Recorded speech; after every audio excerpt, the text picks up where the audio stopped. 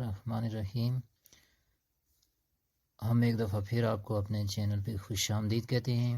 آج کی اس ویڈیو میں ہم جو حروف کے اندر صفات پائی جاتی ہیں تو اب صفتیں سے مراد ہیں جو مخرج سے آپ حروف ادا کرتے ہیں تو اس وقت جو کیفیت ہوتی ہے تو اس کی جمع صفات ہیں۔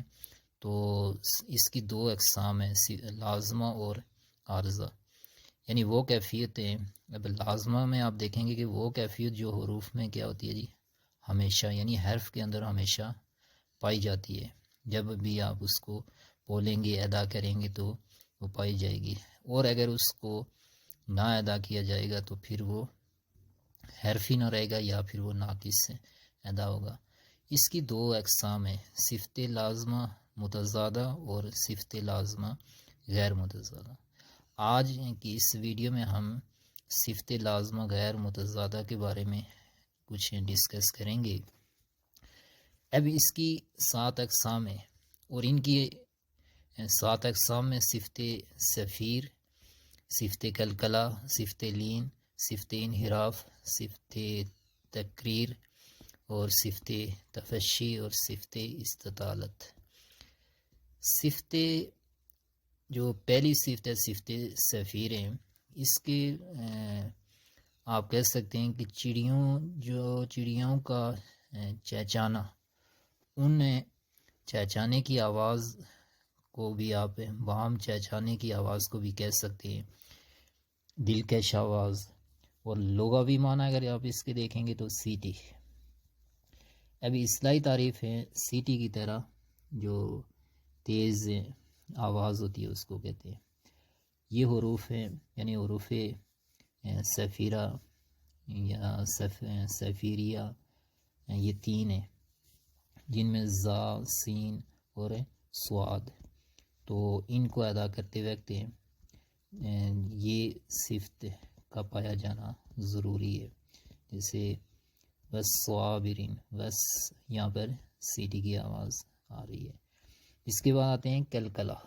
کلکلہ کے لغوی معنی جنبش کے، حروف کو ادا کرتے وقت مخرج میں ایک جنبش سی پیدا ہوتی ہے، اور وہ حروف ہیں کتنے ہیں، ہر ایک حرف کے اندر کلکلہ نہیں ہوتا بلکہ یہ 5 حروف ہیں جن کا مجموعہ قطب جدین، یعنی قاف موٹا قاف، طا، با اور جیم دال۔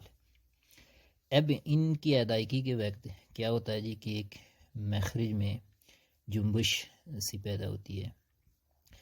جب حروف کلکلہ کے اوپر سکون ہوتا ہے، یعنی جزم ہوتی ہے، سکون ہو تو ان کے نکلنے کی وقت کیا ہوتا ہے جی پھر ایک صادم سا ہو جاتا ہے، یعنی آپس میں ٹکراؤ، تب کلکلہ ہوتا ہے۔ پھر ان میں تباعد ہوتا ہے، یعنی تباعد کے معنی ہوتے ہیں جدائی کی۔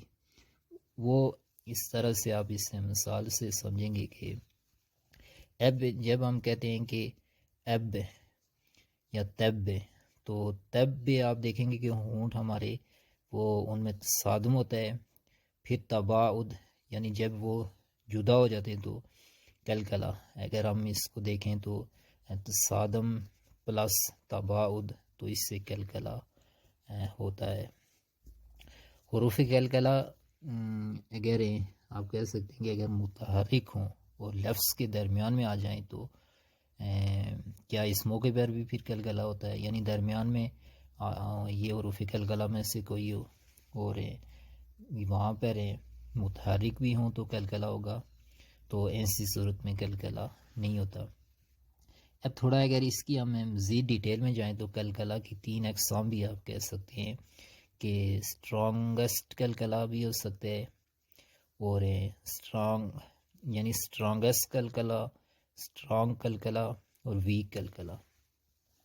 اب سب سے پہلے ہم اگر دیکھیں تو ویک کلکلہ یعنی کمزور کلکلہ، کلکلے کا حرف جو ہے یہ لفظ کے اگر بیچ میں آ جائے اور وہ ساکن ہو، یعنی اس پر سکون ہو، تو وہاں پر یہ کلکلہ ہوگا، لیکن تھوڑا بہت زیادہ میں، لیکن آپ اس کو ویک کلکلہ کہہ سکتے ہیں، جیسے فقتلوا انفسکم، تو اس پہ آپ ویک کلکلہ اس کو کہہ سکتے ہیں۔ اور اس کے بعد اگر ہم دیکھیں اسٹرانگ قلقلہ، تو اسٹرانگ قلقلے میں آپ دیکھیں گے کہ جب بھی کوئی حرف کے آخر میں، یعنی جو حروف قلقلہ ہے یہ آخر میں آ جائے اور وہ متحرک ہو، تو وقف، وہاں پر اگر ہم وقف کریں گے تو ساکن ہوگا. یعنی اگر کسی بھی حرف کے آخر میں آئے اور ساکن کریں گے اور وہاں پر وقف کی صورت میں جب ہم اس